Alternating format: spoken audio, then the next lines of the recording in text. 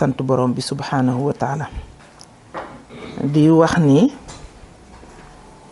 ñu ngi dëgmal beneen at bu bees yàlla ñu yàlla may ñu eggale ko jàmm ak salaam di ci souhaiter une bonne et heureuse année 2026 à tous les Tivaouanoises et tous les Tivaouanois sant borom bi subhanahu wa taala di wax ni ñu ngi dëgmal beneen at bu bees yàlla ñu yàlla may ñu eggale ko jàmm ak salaam di ci souhaiter une bonne et heureuse année 2026 à tous les Tivaouanoises et tous les Tivaouanois jiital ci vœux yooyu suñu xalif général Serigne Babacar Sy Cheikh Mouhamadou Mansour teg vœux yi ci loxoom pour mu wasaare ko famille Cheikh Sidi Hadj Malick Sy yépp bu ma jógee ci moom dem ci bépp chef religieux bu nekk ci département bi parce que li ma koy faral di waxe Tivaouane est un carrefour religieux di ko teg ci administré yi kenn ku ci ne maa ngi ñaan yàlla na 2026 dàqal la 2025 mu ànd ak wér tawféex gudd fan ak tabaarakallah sutura rek Serigne Babacar Sy doon wax am mbégte loolu nag jàkkaarloog yéen fas yéene ci kem kàttan wax leen li conseil départemental bi nga xam ne nii de 2014 à nos jours la ko askan bi wóolu woon teg ma ci seen bopp ci bopp bi li ma jot a def ay la yéwén ci mandat yi muy mandat 2014 2022 ak 2022 à 2025. waaw damay commencer tout d'abord pour wax leen très rapidement lan moo indi tey jii ñu toog fii di wax parce que yéen ñi dëkk Tivaouane xam ngeen ni département lu bees la mu ngi juddoo ci réforme boobu ñuy wax acte 3 de la décentralisation nga xam ni en 2013 bi président Macky Sall ñëwee ci pouvoir bi moo réformer la décentralisation ne li ko tax a jóg mooy fexe ba leen na ca kaw ñu koy décider ca état central ba ñu indi ko ci gox-goxaat yi pour que ñëpp nga xam ni ñoo yem benn droit doon sénégalais kenn bañ koo waat ci loolu la sukkandiku moom le président Macky Sall président donc de 2012 à 2024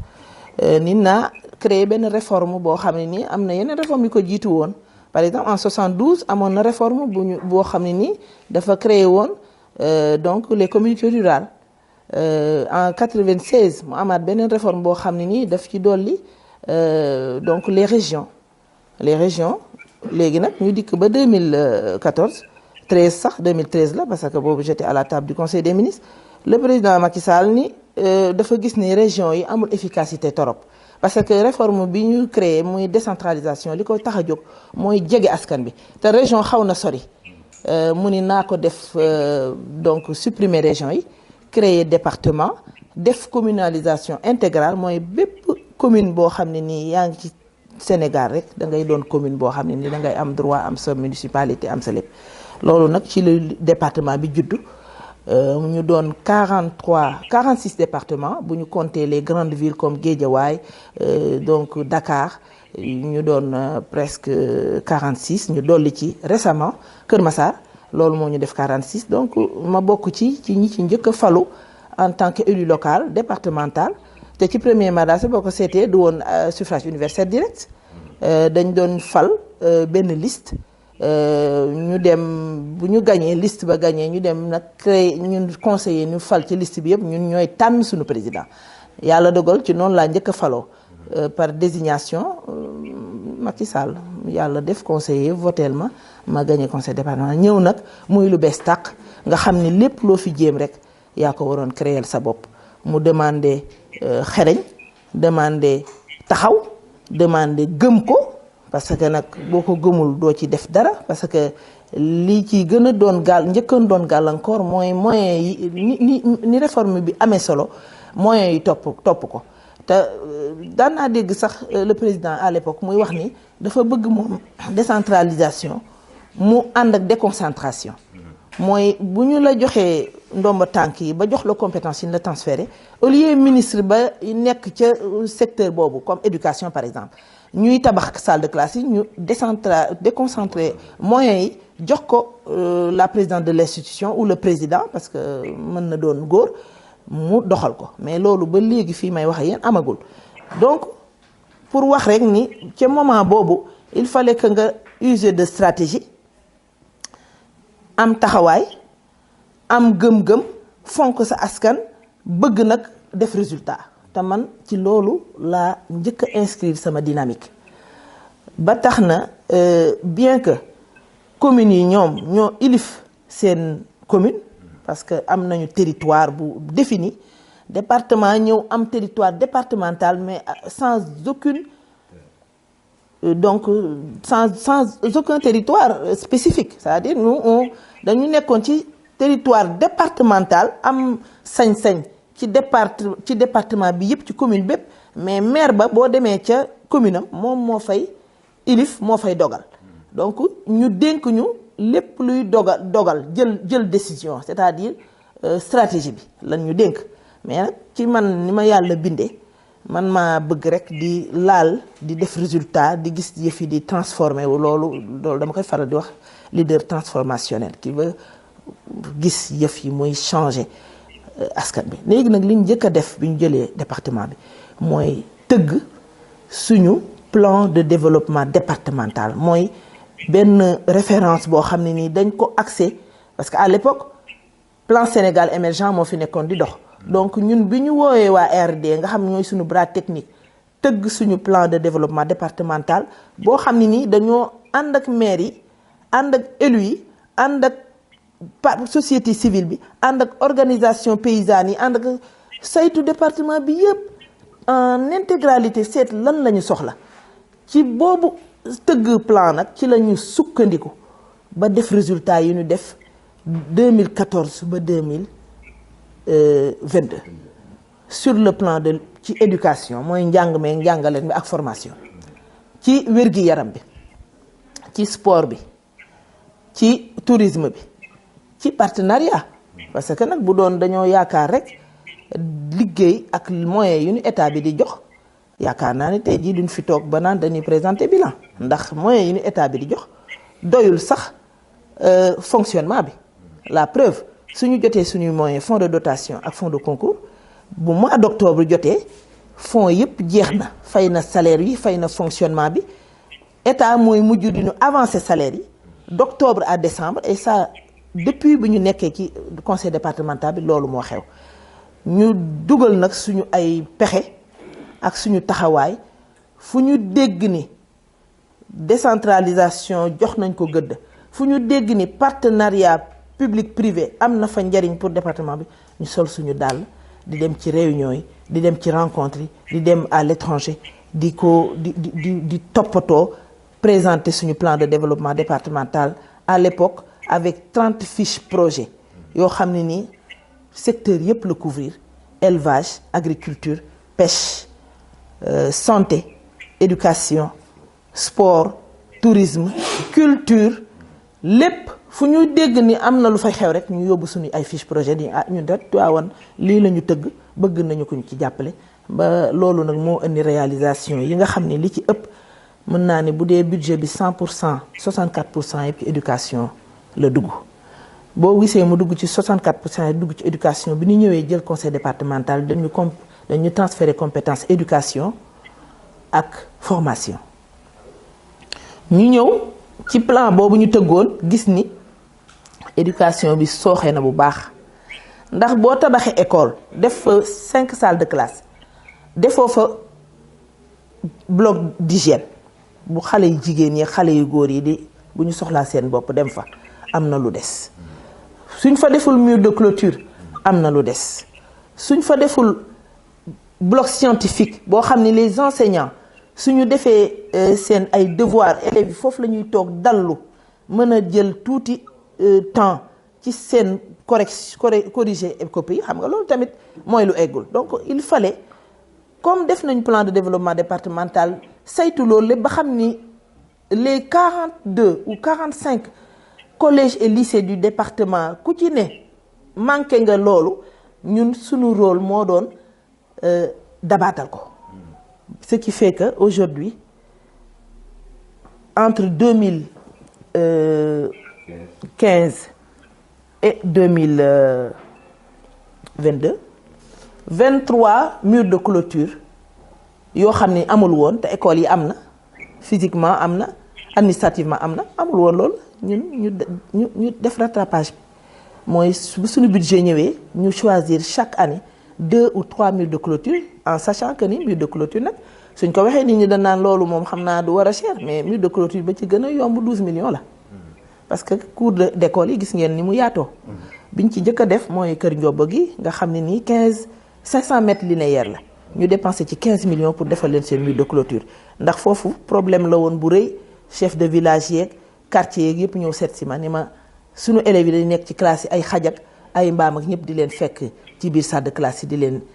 perturber moo tax mooy mur de clôture bi njëkk a defar ci conseil départemental mu coûté ñu 15 millions mu doonoon une demande sociale ci école boo xam ne ni depuis Senghor la nekkoon foofu xam nga kon conseil départemental foofu rek déjà mën nañoo wax ni am na fi njariñ voilà ñu continuer loolu def recensement mur de clôture yëpp def ko ci école yi ba entre 2015 ba 2022 daal 23 murs de clôture yoo xam ni def nañ ko ci école yi ci département école yi département parce que ma leen koy fàttali 42 collèges ak lycée ñoo nekk ci département Tivaouane yoo xam ne nii conseil départemental lañ ko dénk sans yónnee ñu moyens yi ñu ko war a toppatoo kon suñu maigre ressources yooyu la ñu dajale ñu dem fu mel ni Kër Mbir Ndaw en loolu defe naa mooy première réalisation d'un collège flambant neuf keroog man ak ñoom Chérif yi ñoo ànd di def visite des lieux proximité comme ça dafa sama doon def chaque semaine ma jël ñaari commune wala ñett dem seeti leen seeti maire bi toog ak maire bi def donc waxtaan seet lan moo fay kii mooy visite d'immersion comme on dit bi ma demee ñu yóbbu ma ci benn école boo xam ne ni du sax école abri provisoire la ñu benn ku nekk France moo mën këram eggul ma abal leen ko ma fekk fa ñetti salle de classe ma ni leen fii ñaata élèves ñoo fi war a jàng ñu ne ma fii normalement 700 élèves ñoo fiy jàng bu ñuy jàngee tey bu ëllëgee ñu du jàng ma fekk leen ñu toog ci ay briques du ma ko fàtte mukk ci ay briques laa leen fekk ñu teg ko ci ay néeg yu eggul ma daal ne lii de jar naa lijjanti bi ma ñibbisee mu amoon 30 millions yu ma viré loon ci benn partenariat ma daal ni lii daal naa ko jël consacré ko ci collège boobu ca laa tabax foofu 4 salles de classe def fa bloc d'hygiène def fa mur de clôture bi Serigne Mbaye Thiam à l'époque ñëwee di ma ko inaugurer ci la ni ma dinaa la construire le bloc administratif defee ma équipé ko table banc ce collège là barki dem bi ñu demee di inaugurer le CM de Kémaay ca lañ ma jox information que ne élèves yooyu nga xam ne nii ñoom it créer nañ leen seen CM bu bees boo xam ne ni déjà 4 salles de classe barki dem rek matugul ñetti fan ci laa dem inaugurer fa la ñuy dem di jàngi donc collège bu ndaw boobu rek mi ngi désengorgé ba jël ay élèves yoo xam ne ni ils font presque 4 kilomètres pour dem egg fa jàng pour wax leen fan la éducation doonoon un problème dans notre département ñu adjugé ci former les conseillers parce que dama wax éducation def wax formation ci la ñu former suñu conseillers yi wax leen lan mooy acte 3 de la décentralisation parce que li may faral di wax rek Laxdari yu sax boo ko dee jàng première phrase bi ci nekk ci Laxdari yu mooy lépp looy def na nga xam lan la ak naka nga ko war a defee ci loolu ci laa sukkandiku ma ni sama conseil yi dama leen di defal benn formation ci acte 3 de la décentralisation pour ñu xam lan moo ñuy xaar li ñuy xaar doon lu rëy membre du bureau yi am ci part bu ñuy jouer man ma nekk capitaine bi war a def sama liggéey nam ko waree bu ko defee ñoom ñu topp ci man di ko liggéey ci loolu ci lañ def 3 salles de classe à Kër Mbir Ndaw donc def aussi bloc d'hygiène yi wax naa ko équipé 3 salles de classe de table banc ku ne xam na ni problème la ci département bi parce que chaque année les bons bienfaiteurs les mécènes le maire tout le monde dañuy def seen gafaka loxo ci seen gafaka jël budget yooyu te table banc nit ñi dañoo xamul ni benn table banc nag 40 000 lay def donc 10 table banc 400 000 soo mayee nit 100 table banc may nga ko 4 millions ça coûte très cher parce que surtout avec après la Covid on a vu la flambée des prix de tous ces matériaux moom moo tax ñu def ci chaque année ñu jël ci suñu budget 14 millions voire 15 def ci 500 table banc te table banc yooyu duñ ko distribuer de manière arbitraire les proviseurs les donc directeurs d'école, les inspecteurs ñoom ñuy def des demandes écrites adressées ko ci conseil départemental bu ko defee ñu recenser leen ku ci ne ñu doté la ñu am parce que nag mënuñu lépp waaye dinañ ca def daal ba léegi mën nañoo wax ni table banc yi ci département manque bi mu amoon criard résorbé nañ ci lu bëri bëri ba bërki démb defoon nañu commande presque 250 table banc yoo xam ne ni incha allah bu ñëwee ñu dimbali leen bàyyiwuñu réseau risographe presque lu mat 7 risographe joxe nañ ko ci département bi ci ñi ko laaj pour mu dimbali leen pour ñuy def photocopie pour élèves yi mën a jàng de manière décente bàyyiwuñu équipement en ordinateur en imprimante en équipement même de salon il y a même pas longtemps une enveloppe de 50 millions la ñu jël consacré ko ci jënd ci loolu lépp jox ko élèves yi jox ko inspecteurs yi parce que ñoom ñooy def demande exprès daal ni xam ni compétence boobu ñun lañ ko transféré suñu ko joxee ñu étudier ko def répartition équitable sëlu du yooyu giir du delloo loxoy neen ñu daal di leen di jàppale parce que loolu la ñu sant li ma wax ci éducation mën naa fee toog bés. mu mel ni bloc scientifique bi ko le président Macky Sall defee Tivaouane pour mu fonctionner aussi am na loo xamante ni def ko. voilà c'était un 11 décembre je me souviens 2015 la même année ci laa nekk nii mu ñëw ñu inauguré ko parce que Macky Sall de Senghor à son arrivée il y avait que 2 blocs scientifiques dans le Sénégal bi mu ñëwee mu décidé def 8 blocs scientifiques supplémentaires daal di ci tànn Tivaouane yàlla dogal na ñi ñu nekkoon Tivaouane nekk ci politique bi amoon nañu fu leen Macky Sall teg ba nga xam ni lépp lu ñuy séddale man de bi ma nekkee ministre lépp lu ñu tudd fexe naa ba Tivaouane jot ci wàllam. bloc scientifique bi bañ koy décider boobu j'étais à la table du conseil di ma ko président defaral ñu mu daal di koy accepté lépp ba ci préfecture bi ci sama làmmiñ wii la génne parce que préfecture bi commencé nañ ko bàyyi ko fi 13 ans kenn kii ko ci sama làmmiñ wii la génne parce que loolu tamit mooy suñu rôle suñu engagé wu politique nekk ci wetu ñiy décider lu ñu sàkk rek nañ ca xeex ba indi ci Tivaouane loolu moo tax Tivaouane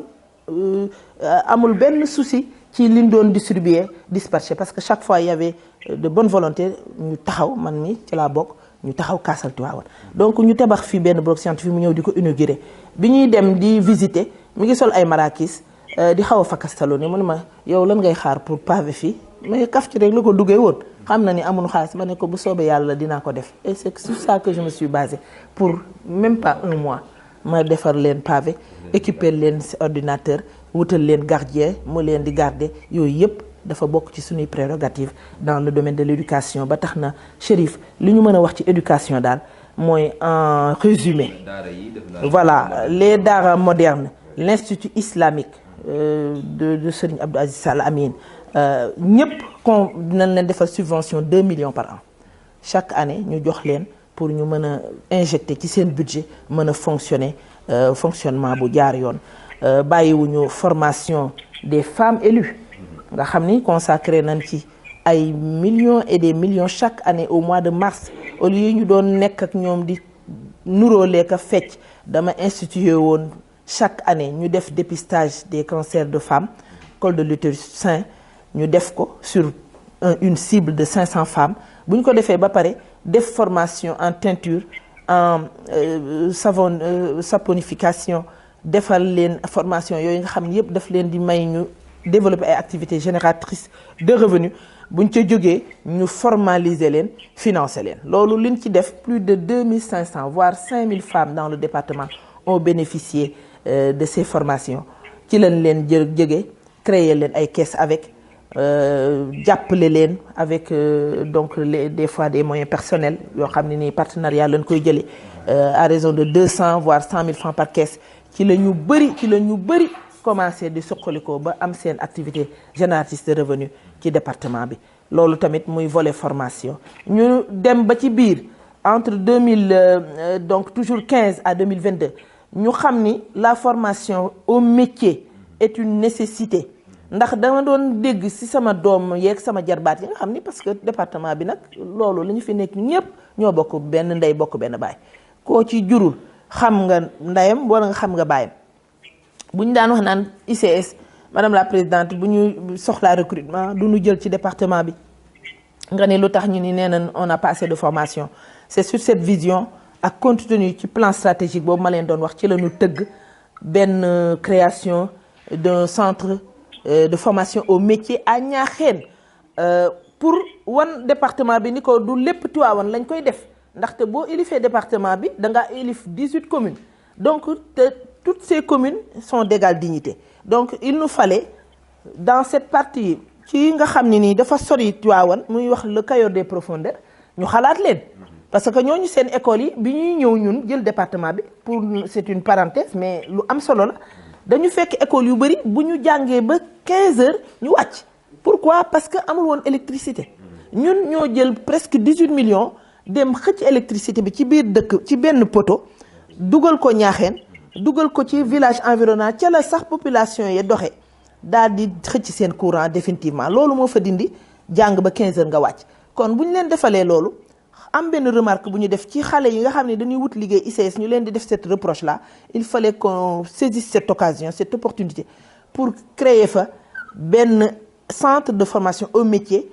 des métiers d'hydraulicien des métiers d'agronome des métiers de lépp lu ñuy soxla parce que nag boo dee tëgg dara da ngay xool potentialité ya nga am ca sa département ak impact parce que projet lu mu rëy bu amul impact ci ña ngi koy defal amul njariñ man noonu mooy sama gis-gis ba tax na ñu tëgg école boobu di ca former ay métiers yoo xam ne ni tey jii bu ñu paree seen première donc promotion benn ICS wala GCS wala les autres industries extractives parce que notre département nag dafa bëri ay industries extractives cité naa ci ba 7 ba 9 ñu ngi fi donc ñun ñu doon administré yi war koo jariñoo suñu nasaxee ba ñu dem di jëli ca àll ba ñoo xam ne ni ñoo fay liggéey loolu dafa laaj taxawaay te ñun buñ ñu jiitalee dañoo yaakaar ni dañoo war a jël ay taxawaay jël suñuy matukaay bu moyens yi bëriwul ñu wuti ko pour satisfaire donc les besoins population yi nga xam ne ni ñoo ñu mandaté pour parce que dañu def confiance wóoluñu yaakaar ñu ci seen i problème ni centre des métiers bi boo ko waxee mu nekk Niakhène. waaw fii ci biir Tivaouane CFP bi nga xamante ni mu ngi fii am na loo xamante ni jooytuloon na ko si nga jub si sa parti. voilà centre des métiers bi bu nekkee Niakhène yi day polariser 4 communes. parce que Niakhène kese du ay doomi Niakhène kese ñoo fay dem. Cilmaxa daf fay dem. Mbayeen daf fay dem. Ngagne Diouf dafay dem. Pekes dafay dem donc nga def benn picc jam benn xeer nga jam juróomi picc loolu réglé nañ ko foofu muy l'arrondissement de Niakhène ñu ñëw CFP madame Ba ku ne xam na ni c'est une dame très dynamique day nekk fii di dimbali jigéen ñi xale yi nga xam ne nii c'est une école de la deuxième chance parce que ku dem jàngi école yàlla def sa résultat demeewul noonu boo demee ci madame Ba mu former la au métier de coiffure teinture jàng togg jàng ñaw jàng lépp bi ñu demee gis ni amatul fu mën a accueillir élèves yi ndax nombre bi dafa commencé bëri mu ñëw jooytu ko ci département bi ñun service déconcentré dañ ko jàppe ni mooy suñu bras technique numéro 1 parce que d'ailleurs formation yi ñu doon defal jigéen ñi madame Ba daf doon ñëw di ci dugal loxo di ñu jàppale kon bu soxlaa dara ñu war ko mën a jàppale ci budget bi nu am ñu def ci leen ko construire benn salle de classe boo xam ne tey jii boo fa demee la dernière fois je suis allée voir cette construction yëkkati nañ ko ba ñu fay former presque plus de 100 élèves au métier de coiffure équipé ko loolu tamit jot nañ koo def sans compter sur le plan équipement les services déconcentrés de l'État tels que le service d'hygiène le service environnement eaux et forêts je veux dire la préfecture le service social bi nekk fii ndeysaan rahmatullah alayhi action sociale Abdou Aziz Diop qui était notre aîné au collège Aïdara je parle sous ton contrôle ñoom ñëpp da daan ñëw di solliciter le conseil départemental pour ñu jàppale handicapés yi wutal leen matériel flanant la dernière en date c'était d'un coût de 12 millions ñu jël ko équiper leen jëndal leen ay tissus jëndal leen ay kii ñoom ñëpp ba léegi dañ koy fàttali te budget ren bi incha allah dugal nañ leen ci pour compléter leen yi nga xam ne pour wax rek volet éducation rek man daf ma ñor ma insister ci parce que nag éducation mooy levier bi nga xam ni ku ci yàgg a sax da nga dem ba sa réew dana mel na nga bëgg boo ko bëggee weddi laa jël Chine ak les pays asiatiques dañuy demee ba xam ne ni dañuy suux ci biir ñàkk ak ndóol dañoo jël seen budget yi ëpp def ko ca njàngum xale yi organiser nañ ci voilà ci la ñu amee seen pays tey jii ba ñu naan Chine ak Asie ñooy doon première puissance du monde loolu njàng ak njàngale man nag foofu laa teg sama tànk dama daan dégg le président Abdoulaye Wade mu naan dis-moi quelle jeunesse tu as je te dirai quel pays tu seras sa ndaw boo ca defee am njàng def ci am njàngale def ca xam-xam fexe ba outiller leen jox leen formation lu mu yàgg sa pays dina mën a jëm kanam ndax ndaw yi d'autant plus que Sénégal ak pays yi ko wër yëpp ndaw yi boo jëlee téeméer boo jët 75% yëpp amaguñu 35 ans looloo tax ma gëm affaire éducation formation gëm aussi employabilité parce que ci volet boobu tamit am na lu ci département bi def fii à Mboro partie d'un constat ñu gis ni mbalit yi ñuy ramasser ci sunu kër yi en général dañ koy jël di ko tuur te mbalit ordure ngalam dur voilà ci loolu la ñu sukkandiku dem wuti suñu partenariat bu am solo Midi-Pyrénées ñu jox ñu avec la région de l'Occitanie donc ça se trouve dans le nord-ouest de Paris ñu dem fa ficelé fa benn partenariat ak le conseil régional ñu indil ñu 188 millions. Pourquoi faire? Parce que dañu bëggoon benn partenariat boo xam ne day tere suñu jeunes yi di jóge fii ci département bi di dem di wuti liggéey Dakar. En quoi faisant ñu jël linké les agriculteurs les producteurs du département jël benn société bu nekk en France toujours dans la même région tudd Iri Jardin ñu jël fii 200 jeunes dans le département yóbbu leen Mboro créer leen les outils nécessaires jox leen ay charrette jox leen ay oto yuy tonni mbalit jox leen ay pelle jox leen lépp ba pare boole leen ñoom ñëpp préfet dugal na ci loxoom parce que c'est un partenariat multi-acteurs conseil départemental goupillé ko taxaw ci ñu ànd ak les services déconcentrés de l'État tels que l'ARD ñu ci la ñu tëgg boobu projet nga xam ne nii boo gisee ma koy wax sax projet bi ñun buñ koy tëgg sax yàlla seede ne xamuñu sax quintessence beeg lu mu amee solo ni mu jaxasee ñu jël 200 jeunes yooyu bu ñu leen outillé ñuy ramasser ordure bi déjà ramasser mbalit rek déjà bu ca yemoon dafay environnement bi dina ci bénéficier mais bi ñu ko ramasser ba pare dañoo dem di ko transformer avec des personnes qui ont déjà l'expérience là-dessus ñu koy transformer en fertilisant ku xam département Tivaouane xam ni suñu gàncax ak suñu sol dafa aride ci la ñu créer benn marque fertilisant engrais bu ñuy wax Tosma boobu ñu koy commercialiser ba léegi parce que suñ ko produire 200 jeunes yi dañuy dem daal di koy jaay les groupes d'agriculteurs qui font 4900 personnes xam nga loolu wutal nañ leen fu ñu jaayee suñu jaayee continuer ba léegi projet ba chaque jeune gagne aujourd'hui le SMIC sénégalais et même plus parce que je me suis renseigné récemment ils reçoivent des salaires entre 80 et 85 000 depuis 2017 loolu ça a permis de résorber le chômage des jeunes ça a permis aussi wàññi màngaan bi dem Dakar doo fa am foo ne ngay taxawaalu di siire wala ngay defi lii moo ko ëpp sago moo ko sa dëkk nga koy defar donc loolu tamit def nañ ko pour l'emploi et l'employabilité des jeunes en milieu périurbain projet boobu nag moom la ENDA ECOPOP saytu atam daal ni prix d'excellence du meilleur leadership local ñu seet 46 départements yi kan moo ci gën a def jéego ci xëyu ndaw ñi kan moo ci gën a def jéego ci xëyu donc emploi vert ci environnement ñu primer ko mu ñu jël première place ba ñu toog tuuti waa Maroc dégg projet bi ak ni mu amee solo parce que biñ koy saytu ay experts ñoo toog daal ni lii de lu xereñ la lu baax la te dañ ko war a sax dupliquer ci département yépp parce que buñ ko dupliquer non seulement saleté dina fi jóg environnement bi dina respirer xale yi dinañ am ndaw am xëy te dootuñu demati di màngaane muy un problème bu voilà ba pare suuf si fendi loolu moo ñu ko tax ñu primer ñu ko ENDA ECOPOP à Dakar par l'Union africaine parce que c'est avec la charte de Malabo que ci la prix boobu juddu prix du meilleur leadership local ñu dem aussi Africité CGLUA en 2018 ñu primé waat ko ñaari yoon loolu tamit volet santé mu des sport duñ ci participer. balaa ngaa dugg ci sport moi je pense que ni y a une infrastructure à Darou Khoudoss boo xamante ni dañ ko jagleel jigéen ñi ak la maison de l'entrepreneuriat bi nekk Tivaouane. tout à fait loolu du lu ndaw effectivement bi ñu former jigéen ñi formaliser leen financer leen il fallait aussi nga créer leen benn réceptacle boo xam ni dinañ ko mën a jël toog fa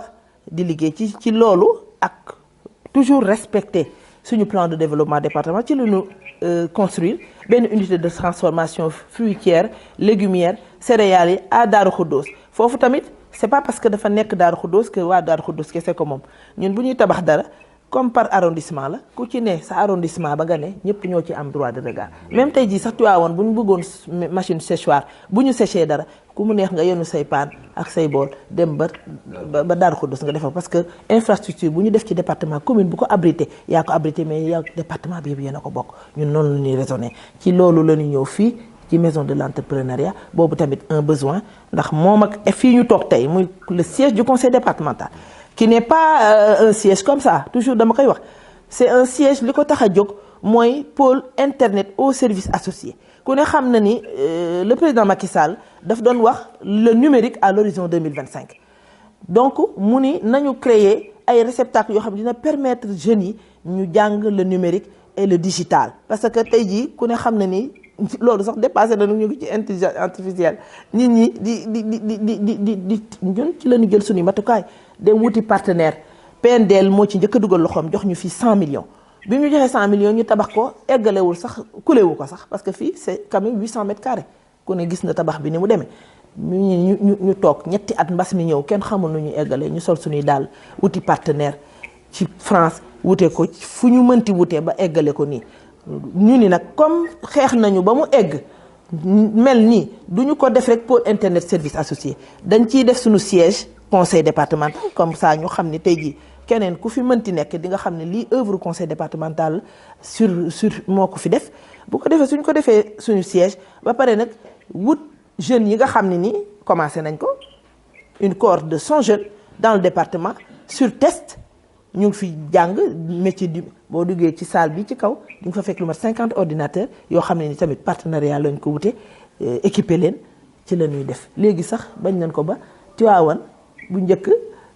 ñu bëri buñ daan formé dañu dem CEDEPS wala ñu def waaye léegi fii la ñëpp di ñëw di def seeni formation def seeni formalisation ñu ubbil ko ñëpp xale yi ba bëkki dem rek laa fekk fii ñu exposé fi ay cere ak yëpp di def formation loolu sant yàlla la parce que bu fi amul woon it fu ñu koy defee maison de la jeunesse bii loolu moo ko tax a jóg waaye ba léegi ubbeegul kon conseil départemental am taxawaay boobu def ci siège am di ci woo jeunes yi ñu fiy ñëw ku bëgg réunion def fi réunion ku bëgg def formation ñu boole ci aussi centre donc le pôle la maison de l'entrepreneuriat qui porte le nom de soxna Mame Fatim Mbacké nga xam ne fii la waroon nekk mais ñàkk place moo tax ñu def fii PISA bi dem descente maire Chérif Lo defal ñu foofu jox ñu foofu 400 mètres carrés ñu def ko fa boobu tamit du question Chérif Lo la nekk rek moo tax ñëpp ñoo ci bokk ba léegi ñu ngi koy utiliser di ko opérationnel mi ngi opérationnel femmes yaa ngi fay dem sans distinction nag man sama gis-gis mooy lépp lu ñu def ci département bi amul parti bi amul parti bi ñëpp ñoo ko bokk ku ñëw demander ko dañ la koy jox nga utiliser ko ni nga ko war a utiliser parce que man loolu mooy sama gis-gis sans distinction de race ni de religion ni de parti parce que nag ñun ñëpp ñoo fi bokk yam nous sommes d'égale dignité loolu tamit Chérif pour boucler cette séquence donc voilà de sans compter voilà les subventions aux associations les radios communautaires yi ñuy def jàppale aussi ci li nu mën jàkka yi foofu rek tabax nañ fi juróomi jàkka yoo xam ne nii entrepreneur ñoo ko wuti suñu relation personnelle mais jagleel ko département bi benn mu nga Pambal benn mu nga Pire benn mu nga Kër Malamine benn mu nga Kër Bakar benn mu ngi diggante Kajoor ku dëkk ñoom Xaaya Gay muy juróomi jàkka yoo xam ne nii 0 franc dépensé wuñ ko ci dañ ko wuti ca ñi nga xam ne nii ñoo koy maye ñu xam ko dem ñu baaxee ñu ko tabaxal ñu ko pour suñu population parce que waa Kër Malamine dañ doon jóge fa dem yàq sëñ Babacar Si di fa jullee loolu tamit def nañ ko diggante parce que Tivaouane étant un carrefour religieux kenn mënu fi def dara te boole woo ci jàkka yi boole ci ñoom sax ñooy la pièce maîtresse la clé de voûte si je peux m'exprimer ainsi de tout le département loolu daal Xaasim laa mën a wax. ngeen fi question yu am solo. La première question vient de notre frère de l'APS Momar ba de Nioro ma koy sant di ko gërëm di am mbégte pour jox ko ci quelques éclaircissements même si les points que je vais soulever du ñu doon de manière exhaustive mais ce que j'en sais constat bi mooy nous avons département bi ñu am dafa am potentiel ci potentiel yi ci ëpp doole mooy minier nous avons un département minier ñu gis tamit constat beneen mooy jariñu luñu lu bëri parce que li may faral ne julli farata ak julli sunna dañoo defee ni responsabilité sociétale di jël ay sàkk ay tabax ay salle de classe moom moo leen war li leen war tey jii département bi benn jeune waru fi woon chômer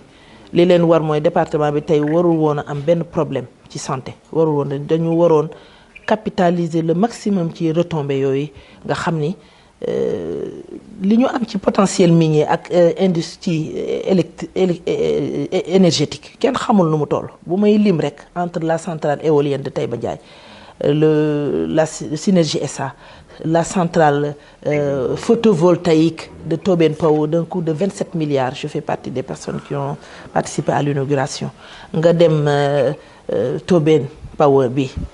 foofu Synergie SA centrale Cheikh Anta Diop dans le Thilmakha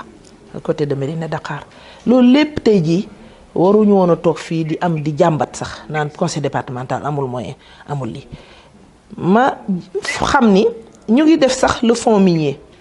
ku ne dégg na il y a 2 ans collectif bi ñu créé woon entre les maires ak le conseil départemental pour boole suñu ay doole mën a def une attaque frontale si je peux l'exprimer ainsi ci ku mel ni notre ami Elimane Kane de récolte dimbali ñu def la déclaration de Tivaouane c'était le 24 novembre je me souviens où dem naa ci télé ñu recevoir ñu fi ñoom industrie les PDG ñu recevoir ñu fi ñu wax ak ñoom ba yaakaar ni xëy na dina tane mais taneegul il faut dire la vérité ma yaakaar ni nag dafa am loo xam ne ni xëy na ñun xamuñu ko parce que bu dee ci à la création am na lu ñu leen permettre ñu def ko ci loolu rek ñoom la ñuy nekk ñun du ñu doon lu dul benn institution bu judd rek ci département bi suñu mënee def suñu mënul def ndax loolu la julli farata julli sunna moom danoo jël yëfi li nga xam ne julli du farata ñu def ko sunna ba pare di ñu def de la poudre aux yeux tous les jours ba tax na du ñu noppalu ci plaidoyer yi du ñu noppalu ci dem ci ñoom li nga wax un hub minier qui peut-être enfantera une école de formation au métier du mine est une grande nécessité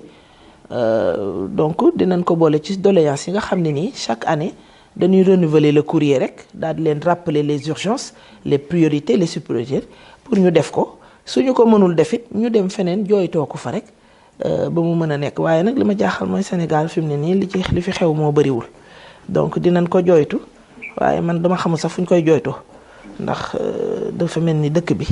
tabaarakallah donc nga wax ci tamit entre hôpital Mame Abdou Aziz Sy Dabakh ak hôpital Cheikh Seydi Hadji Malick Sy coow li bëri na lool man li ma gëm mooy keroog bi ñu jëlee décision ni dañuy def hôpital boo xam parce que hôpital Mame Abdou Aziz Sy Dabakh Serigne Abdou Aziz Sy Al Amine ca taxawaayam la ko amee woon mais niveau bi mu supporté c'est pas le niveau initial du woon hôpital centre de santé rek la woon ñu yan ko avec nit doye Tivaouane avec son statut spécial Tivaouane di accueillir ay pèlerins ñu def fi spécialité yoo xam ne nii d'ailleurs il a fallu que ñu xeex pour yegg ko jële ko niveau 1 yóbbu ko niveau 2 donc ci constat boobu bi fi bébé yi lakke malheur voilà musiba bu jur tabarakallah réflexion ba ñu gënaluñu woon mais ci le président jël décision ni day tabax un hôpital au même titre que Touba tudde ko Cheikh Sidi Hadj Malick Sy muy lu rafet Tivaouane mérité ko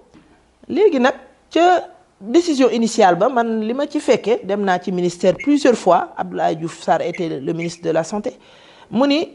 il n'en est pas question qu'on ferme l'hôpital Mame Abdou Aziz Sy Dabakh dañu koy réhabiliter man loolu sama nopp la toog kenn nettaliwu ma ko kon man damay jàpp ni tant que état waxul directement ni du réhabiliter man pour man dama jàpp ni dañ koy réhabiliter famille Cheikh Abdou Aziz Sy Dabakh aussi ku mel ni Mame Maodo Sy damay faral di wax ak moom toujours ci affaire yi hôpital bi parce que moom seen papa lañ ko tuddee d'ailleurs Mame Aïda Sy moom moo jël en charge toute la restauration de l'hôpital depuis la création di ko def ci poche boppam ku fa dem midi da ngay fekk boolam yi ñëw muy dimbali malade yi parce que Serigne Abdou Aziz Sy Dabakh moo leen jur donc ñu am ci intérêt bu mag man damay wax ak ñoom tous les jours donc il voit ce problème de poulailler qui certainement mën na leen a dimbali pour ñu nekk autonome nga wax fi affaire culture moom effectivement man mii ci sama bopp ci boppam maa bëgg culture ba tax na am na benn premier essai bu ñu fi defoon en 2019 et qui a été parrainé par Baba Mal je me souviens 2019 ñu jël ay décisions ak ay résolutions yu bëri ak ay recommandations yu bëri aidé de notre oncle kii Mbengue Gallo Mbengue de l'ancienne mairie ñu am lu bëri luñ toggoon bëgg ko def ba Baba Mal sax promettroon ni def leen di may un studio ba léegi ma ko ca parce que barki dem rek laa ko gis mais 2019 2020 mbas mi ñëw tout a été enterré avec la Covid j'avoue jéemuñu koo yëkkatiwaat mais il n'est jamais trop tard pour relancer ce dossier-là qui est très avancé où il y avait des résolutions keroog la salle était archi comble pleine ñu gis intérêt yi mais gis sax quelques franges de la population ku mel ay Doudou Gueye Ndiaye ñuy def ay essais ñoom Chérif ak sama rakk sama doom ji Mamadou Makhtar incha allah ren dinañ bàyyi xel culture wax naa fi keroog parce que devant le professeur Manuel aussi il fallait prendre des décisions ren culture bokk na ci suñu priorité bu soobee. La santé nga réglé ko ci ngay soog a toll mais département Tivaouane potentiel culturel bu majeur la am culturel aussi parce que religieux avec foyer religieux yu am maana kër Cheikh Sidi Hadj Malick kër Mame Bou Kounta kër Darou Alpha voilà le Lexaar il y a aussi ñoom suñu mbokk donc Kounta yi Nder la communauté mouride ñi dañ leen di fàtte mais dans le cahier des profondeurs boo xasee ba dikk ngaay foofu yëpp waa kër maam Cheikh Issa Diène lañu ak waa kër Sëñ Baara yi ñoo fa nekk ak daayira Maam Jaara yi donc département Tivaouane la kenn tourisme religieux on a bien abordé ça mais loolu ça demande de gros moyens ku ko fi commencé te amoo moyen yu ko mën a eggaleet da nga koy teg ci suuf rek loolu mooy suñu problème donc daal man li ma gëm mooy l'acte 3 de la décentralisation est l'une des meilleures réformes de l'ancien régime sauf que dañu ko li ma wax rek wax naa ko boroom ka ko créé woon mu mer ma ne ko boo amee sa bébé yow yaa koy tagg di ko yëkkati di ko solal boo amee sa bébé daaneel ko bébé day daan c'est tout man noonu laa ko waxee donc dinañ ci gën a góorgóorlu ma gis Xaasim xam nga moom dafa yabaate mu ni ma waaw loolu moom daf cee xam dara sax moo tax mu posé ma ko mu ni ma est-ce que sama digganteeg maire yi des fois du am problème cohabitation am na ko bu dul benn di ñaar sa kanam la xewe woon man fexe naa fi ba wuti école boobu ma leen di wax Kër Mbir Ndaw sama fekkoo woon ñuy toog ci mur keroog ba ma koy inauguré dafa mel ni damaa dem foofu pour rey fa nit maire ba ni duma fa dugg loolu xew na ci seen kanam la xewoon donc cohabitation maa ko construire dem fa constater équipé ko woo Serigne Mbaye Thiam may dem di dugg mu ni duma fa dugg il a fallu que Macky Sall himself woote pour ñu mën faa dugg kii tellement que bëggul woon kenn dugg ca commune ba ni man duma fa dugg loolu dund naa ko Tivaouane gii rek fii ñu toog waaw kay fii ñu toog fii ñu toog keroog ba ñuy poser pierre ba dañoo préparer ba 3000 personnes war a ñëw pour ñu toog ñu Mohamed Boun Abdallah Dionne yàlla na ko yàlla yërëm ñu woo ko yàq ba Mohamed Boun Abdallah Dionne woo ma ay minuit nii dootul ñëw il a fallu ko Macky Sall ni ko boo demul man mi may dem loolu koy dal na ma ba tàyyi bu dul benn du ñaar donc man maay nit ku dul fàttaliku rek. mais moom mii xam naa da bay ruube moo la ko gën a xam. mais am na ñoo xamante ni ku mel ni Yves Lamine Ciss moom c'est un partenariat boo xamante ni. waaw barki Dembo Ndiaye rek. waaw ànd ngeen yéen ñaar. waaw sur li ñuy wax l'intercommunalité. waaw ngeen tabax benn seen ensemble. mu mel ni bu ñuy bañee am na ñuy nangu. waaw justement loolu du ñu freiner. loolu mënuñoo freiner parce que dañ ñoo fal wóoluñu ñu doon une femme d'action une femme d'impact. une femme d'influence une femme de relation dañu koy jouer pleinement yéene nañ ko ñu ni parce que ñooñu doon ko tere seen école jàngewul ca école yooyu seen doom jàngewul ca école yooyu ñooñu doon ko tere seen doom ñëwul fii man damay liggéey pour ñi nga xam ne nii ñoo ma soxla pour ma dimbali leen man loolu laa gëm donc c'est pas parce que kenn mu ngi butéwu ni du ma ko def dama koy def buñ nee du ma ko def ma def na Serigne Cheikh defoon yéeg ca kaw table ja taxaw ni dama koy def man noonu laa mel donc yooyu yëpp def naa ko mi ngi nii di fonctionner. ok je crois que ni question Khassim am na benn bu des. voilà benn question bi des loolu rek la xam nga moom day jaxase rek cumul le sport. Il a parlé du sport Khassim je crois que en tant qu'élu local la première décision que j'ai eu à prendre c'est de parrainer une finale dama ko jël ñu joxe xaalis bi ñu ko war a defee ba yépp kii la veille ma ñëw pour préparer ko le lendemain Serigne Mansour décédé donc je me souviens man du ma fàtte tout est là donc voilà loolu li ñu jotoon a jënd mujj ñu def final ba mais fii la ñu ñëw ma jël matériel ba lépp jébbal leen ko te final amul ba ñu ma sport ba ñu ma ODCAV chaque année ma jox leen seen subvention les anciens footballeurs fii la ñu ñëw barki démb la vidéo il fallait la vulgariser depuis presque 3 ans dañu am seen subvention les ASC ñi ciy def demande Cheikh a ngi ni cette année on a remis presque 2 millions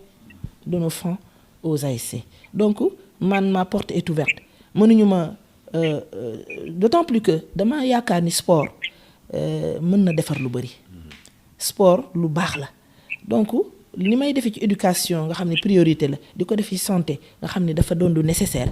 bu bépp sportif bu fi am droit boo ñëwee Seynabou Gaye Touré du la ko xañ donc loolu na ko ñëpp bàyyi xel ku ma tuddee final it du boobu final rek wuyu naa fi ay final des conseillers qui font des finales dans leur commune ñu tuddee leen ko ñu bàjjane wàllal ma ko ma dem yóbbu fa sama alal jënd naa maillot stocké naa fi rek ay maillot presque lu mat 100 jeux de maillot jox ko ASC ba mu jeex loolu duma ko bañ parce que mënoo nangu dara bañ lii di def lii ni duma def lii loolu meluma ko te duma ko mës a mel Khassim loolu laa. ok dama bëgg balaa Khassim a jàll dama gis sànq nga wax ci subvention yi ma gis nga wax ni yaa ngi subventionné les hommes de culture et les radios mais la presse locale dama jàpp ni sa njaboot lañ parce que aussi foo jëm ñu ne yow ñu ànd nga tàbbal ci biir rek parce que aussi comme bopp bu ki xaj bawla moom. moom ñoom xam nañu les radios communautaires je les ai recensés yéen aussi la presse locale communautaire comme je l'appelle souvent da ngeen di mettre vous vous organisez. xam nga aujourd'hui kenn mënul a jàpp dara di ko dimbali benn par benn. da ngeen di booloo rek. doon un grand ensemble ñëw soumettre. fii conseil départemental kenn du fi génne xaalis amuñu kees amuñu tiroir waaye ku fi am papier en bonne et due forme am fi sa programme nga xam ni vous êtes reconnu man yéen laa faral parce que exercice bi mënoon naa ko def en grande pompe au niveau national mais dama koy def au niveau local ba pare daal di koy def au niveau national boobaa tamit da ngeen ci bokkaat parce que vous faites partie de la nation donc organisez-vous trouvez des papiers parce que du lu ñuy dugg ci tiroir di ko génne lu ñuy dem la trésor moo koy fay boo leen ko defee ñoom Khassim xam nañu dañ leen koy génneel jox leen seen subvention comme ñëpp parce que fii moom li fi indi alal ji bu duggee ci keesu ci bi du dem fenn lu dul ci askan bi rek. jërëjëf je pense que ni ñoo ngi ci 1h20 minutes. On va terminer parce que des na 2021 2025 yàggul donc ñu bàyyi présidente mu dugg ci. comme ça mu xam rek déjà. waaw 2021 2025 ni ma ko bëgg a defee sax moo gën a simple. parce que dans cette dynamique li ma leen wax nii yëpp ni leen conseil départemental dafa am ay compétences transférées yoo xam ne ni dañuy ñuy déglu askan bi. C'est-à-dire réalisation bu ñu def rek on l'a fait en étroite collaboration avec les personnes responsables de yi nekk ci foofu ci école yi directeurs yi proviseurs yi ak élèves yi ñooy ñëw solliciter ñu ci santé bi le directeur et les administrés et les bénéficiaires des soins ñooy ñëw solliciter ñu wala kenn comme ni ay dara def nii nekk ci quartier am ñëw ñun noonu rek la ñuy liggéey loolu la ñu continuer ba impacté ko mooy suñu marque de fabrique sauf que en 2021-2022, je vais vous lire les chiffres qu'on a mis dans les investissements. Voilà, pour dire dans l'éducation. Donc, construction du mur de clôture de CEM de Douniane. Voilà, rien que Douniane. Bi ñu ñëwee fii jël suñu conseil dañu seet ni Pambal moom moo doon la commune qui n'avait rien du tout. Il y avait rien. Mur de clôture, amuñu école, amuñu dara. Pambal rek def nañ fa presque investir nañ fa presque 68 millions. Pambal. def nañ ko fa pour xëccal leen ndox parce que amuñu woon dara c'était une communauté rurale loolu rek exemple la te loolu ça s'est passé en 2021 nga ñëw au niveau des appuis institutionnels entre 2021 ba 2022 nous avons mis 83 981 877 bàyyiwuñu dara ci li ñu doon def dañuy consolider rek ku ñëw indi sa doléance ñu seet étudier ko ma soumettre ko la commission investi donc finance plan les conseillers ñu voté budget bi ñu tracé ren rek la ñu am problème jot budget au mois de novembre un mois après ñu ñu clôturer leen ko tëj ko donc on va reporter nos budgets parce que on n'a pu rien réaliser sauf l'achat des tables bancs ak lan la formation ak matériel fi loolu kese lañ jot a def tous les autres investissements dañ koy reporter parce que amuñu woon jot un mois lan ñu may viréel ñu ko ni ñu nañ ko appliquer sinon ça part en fonds libre ñu tëj budget bi ren kese la ñu mus a dal en 12 ans on a toujours réalisé nos investissements en bonne et due forme donc appui institutionnel équipement tout ça nous avons dépensé en 2022 83 981 877 nga ñëw ci appui institutionnel en 2023 ñu def ci en investissement toujours 23 302 767 nga ñëw ci formation en 2023 ñu def ci 118 millions voilà formation 840 nga ñëw ci éducation en 2023 ñu def ci 89 757 092 nga ñëw 2024 appui institutionnel ñu def ci 8 488 400 voilà non 8 millions la 8 488 589 ci éducation en 2024 ñu def ci en 2024 ñu def ci 95 778 030 ci la ñu def si Santhiou Pire def investir nañ fa bloc administratif Mérina Dakar ñu ko sollicité ñu def bloc administratif Ndomor def formation des jeunes au métier du numérique wax naa ko léegi 100 jeunes yoo xam ne ni dañ leen di former sur 2 ans pour ñu am le diplôme du digital et du numérique c'est en cours avec tout le matériel qui est à leur disposition prise en charge de la formation d'un agent du conseil départemental ñoom Cheikh ñi ak ñoom Pape Ndate Sylla ak ñoom ñi nga gis ñu am fi avancement yépp dañ leen di def fayal seen formation parce que li ngay dem di wuti nit di ko kii te moom xam na kër gi nga former leen sur 2 ans ñu def seen master 2 du ko defee ñëw servir ci la sur cette volet que Cheikh est devenu le secrétaire général du conseil départemental et il le fait très bien man loolu laa gëm wala ngay dem di rotaani da nga koy def ci fii la jege donc en 2025 li ma leen wax rek on a eu des retards pour am suñu budget mais defal nañ maa kii di poser sport dama la koy wax subvention accordée à Kadior football 500 000 subvention accordée à l'ODCAV de Tivaouane 500 000 acquisition de table banc pour le collège et lycée du département 14 millions acquisition de mobilier et matériel scolaire pour les collèges et lycées, 9 900 000. L'éducation, nous avons la construction de 4 salles de classe des lycées de Koul, donc nous avons demandé, dañ ko soxla. Au CM de Mboro 2, Kouré, Gaté, voilà, c'est dans le cahier de profondeur. Mur de clôture à l'école Madior Niang de Mboro. Construction d'un poste de police. Bobo ne mom neex na ma. Mon cher bi fa j'ai peur. Au niveau de l'hôpital, voilà, bobo xam nga ñom loolu lañ choisir. Voilà, xam naa leen do wax légui ni leen le directeur am subvention annuelle buñ koy defal. Mom mooy fu mu koy def légui, il va faire une police de proximité à l'hôpital. Cette année, c'est nous qui le finançons. Voilà, pour wax na bari na lo leen gis fofu.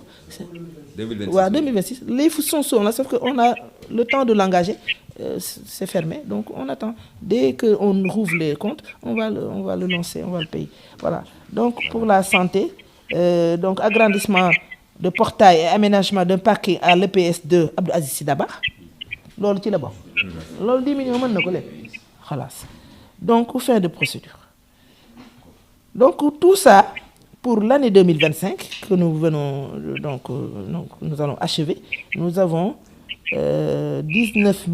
418 795. Voilà, pour cette année. Voilà. Légui, mu des réalisation globale 2021-2025 pour le deuxième mandat. Donc je globalise. Xam nga dama leen wax ni leen def nañ temps de mur de clôture pour le premier mandat, temps d'école pour le premier, temps de salle de classe, temps de lit. Pour le deuxième mandat. Et c'est ce qui met fin à cet entretien. Nous avons construit 23 salles de classe de 2022 à 2025. Sans compter ceux qui seront construits dans le budget de cette année, parce que non encore. 4 blocs administratifs, 2 terrains multifonctionnels, un à Méré, donc au CM Mourad Ndaw, et un au CM de Ndomor. 6 blocs d'hygiène. Les blocs d'hygiène coûtent entre 8 et 10 millions. Parce que vous avez 2 blocs pour filles, 2 blocs pour garçons. Non, là, vous fait toujours. On a, pour cet exercice donc, de ce mandat de 5 ans, donc fabriqué 1750 tables sont distribuées au collège, sans compter les 300 qui vont arriver donc, prochainement. Des matériels et mobiliers scolaires, ordinateurs, bureaux, imprimantes, photocopieuses, chaises et des bureaux. Donc, comme les services administratifs déconcentrés, nous solliciter amuñu bureau, amuñu table, amuñu lit, dañ koy jënd yobul leen ko parce que ils sont nos bras techniques, on doit les satisfaire pour qu'ils soient dans de bonnes conditions de travail. Lolu dal moy li ma mënon présenter. Ak lu bari lo xamni ni subvention yan rappel des fonds réellement reçus. De quelle subvention tu parles, cher? Je l'ai dit, hein. Les subventions, je les ai lues. Au cas où c'est moins 2 millions. Donc, lolu moy li ma mëna wax. Ci lu ñu mëna wax. Sans compter l'aspect immatériel que le conseil départemental représente pour le département. Parce que rien que de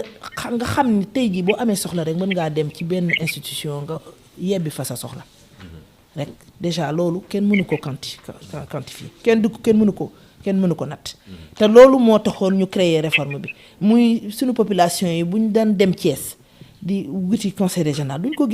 gis président ba duñ seen sax mbuboom tey jii ku ne xam na ni conseil départemental nit ñi dañoo indi seen courrier gis Cheikh wala ñu gis ma wax jooytu nga dalal seen xel expliquer leen ñu bari des fois duñ comprendre nga expliquer leen lan moo waral lii lan moo waral le fait nga ñu xam rek loolu déjà c'est un grand soulagement en tant qu'administré loolu mooy l'aspect immatériel que avec l'ouverture et l'engagement qui ne changera pas parce que dama gëm ni bi ñuy fal ñëpp tànn bàyyi fi ñëpp fal si benn jigéen jooju war na wane loo xam ne ni tey ku ko gis ni ay la yéwén te loolu ci la nekk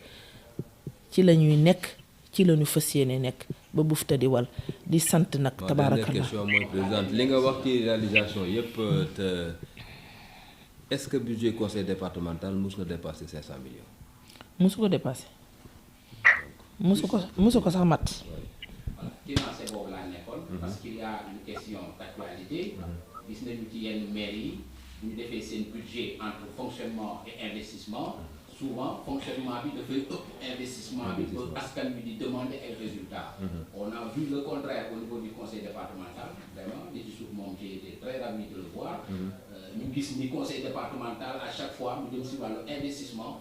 daanaka dafay doubler sax lu jëm si wàllu fonctionnement loolu dafay wane les résultats escomptés yi nga xamante ni di séddee ko liggéey boobu choix boobu lan moo ko waral véritable. li ko waral rek mooy chaque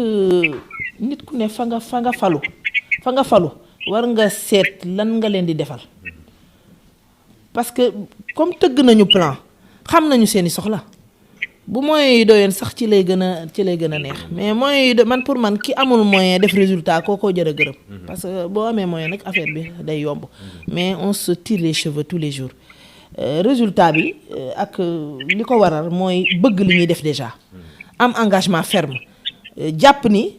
bu ñu fi doonul woon élu local war nañoo war a jël suñuy matukaay ñëw ci suñu dëkk bi nga xam ne fii la ñuy juddoo déjà engagement personnel boo xam ne nii c'est humain et c'est naturel mooy fii la ñu juddoo fii la ñu yaroo fii la ñu màgge war nañu fee ñëw dugal suñu loxo basé ko aussi ci li alquran wax qutbul watani min al iman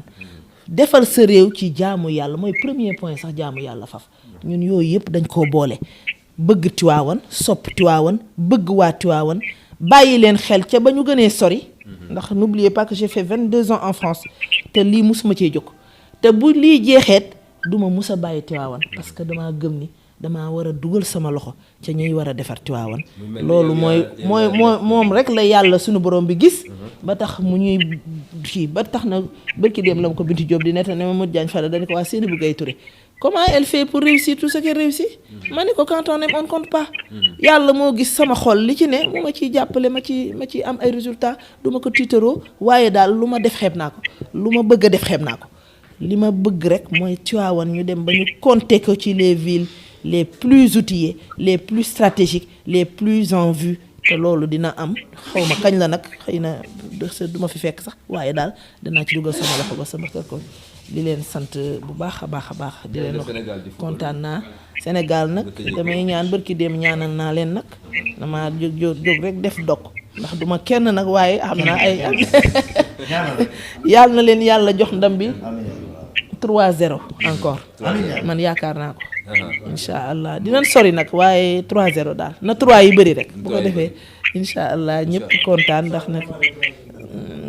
waaw 3 mandat pourquoi waaw jamais 203. jamais 203. mu mel ni jàngu bi tamit chaque fois nga dimbali leen ci seen wàllu pàcc ak yàlla. waaw non ñun duñu boot di kenn. dans le conseil départemental am na ay xale yu fi nekk yoo xam ne ni bokkuñu lu ñu gëm. mais xale yu yaru yu dugal seen ku mel ni Grégoria. dañuy leen di bàyyi xel bu pàcc ñëwee ñu jàppale leen ci seen kii. ñu fay dem di def visite au chef religieux dañ fay dem ci jàng bi dem na fa plusieurs fois dem na fa plus de 5 fois dem seeti leen parce que nag ñoom ñëpp ñoo yem ci ñun ce sont des Sénégalais ce sont des Tivaouanois font partie de nos administrés ñu respectueux ñu leen di boole ñun daal boot di wuñu kenn ñun daal képp ku ñëw bokk département Tivaouane pour ñun fii mooy sa fi nga war a adressé wu te boo fi ñëwee il est rare que nga ñëw fi te sa soxla du fi fajoo bien que amuñu dara loolu nag yéene la ak taxawaay di leen sant bu baax a baax di leen ñaanal bu baax yal na leen yàlla may ngeen egg ni yoon dara bañ leen a fakastal di am mbégte tey jii buñ jógee fii yaakaar naa ni un exercice pareil dina jox ñu bëri kii wax na ko ba nekkate lii lépp xew na fi waaw pourtant de je communique beaucoup mais attends mais pour wax la rek ni la fii lii lépp en temps utile communiquer nañ ci c'est que bii formule moom la ñu waroon a gën a préconiser mooy tous les 6 mois ñu def ko loolu j'avoue mais lépp lu xew ñoom El Hadj Mbengue ñi ñëw na fi Xaasim mi depuis 10 ans il me suit fépp fu ma dem ci département bi lu mel nii moo fay xew seulement nit ñi nag lu ñu bëgg a dégg rek la ñuy dégg dem nañ fi ba def redevabilité mooy benn site boo xam ne nii récolte moo ñu ko defal maa ngi koy waxee si marché wu na mu waroon marché mais bu doon marché na lii sax du ma ko soxlaa def ku soxla lu département bi def rek da ngay dem dugg ci site boobu def ko c'est que ñu ñuy administrer dañoo war a xam li ñuy def waaye bala ngaa xam-xamati xawlaare incha allah dinañ ko gën a améliorer gën ko taxawal grâce à votre donc seen taxawaay grâce à seen bëgg ci waawan loolu ñëpp leen ko xamal yàlla na leen yàlla jàppale kontaan naa jërëjëf ci initiative bi di remercier ñëpp wasalaamaaleykum. soxna Zeynabou ñu ngi lay sant bu baax di la gërëm di kontaan vraiment ci jotaay bi ñu am ak yow parce que sincèrement parler ku dégg ni nga waxee xam ne nit ku am jom nit ku bëri mën a liggéey moom lañ doon waxal vraiment je trouve que ni boo gisee ni ñu doon suivre en direct da ngay xam ne nit ñi ñu ngi doon bàyyi xel directement ci li nga doon wax di ñaan yàlla rek yàlla gën laa jàppale nga gën a àggale fi nga jëm ci barki yonent bi te yàlla lafal la cat yow tamit vraiment bëgg nañ bu baax di sant presse bi yëpp di kontaan vraiment ci li ngay ñëw Chérif Taïb Gueye ñu ngi lay sant bu baax mon frère gis nañ taxawaay bi di sant aussi vraiment sa assistance ñi nga xamante ni vraiment ñoo topp ci sa ginnaaw di la jàppale bu baax parce que tàccu ñaari loxo koy def peut-être yow yaa nekk ci kanam mais am na benn ay nit yu am jom yu mën a liggéey yu nekk ci sa ginnaaw di la jàppale vraiment ñoonu aussi ñu ngi leen di sant bu baax di leen gërëm parce que loo def ci département bi ñun ñëpp nga ko defal te gis nañ ne vraiment li ngay jëlee ci kaw yaa ngi koy wàcc ci suuf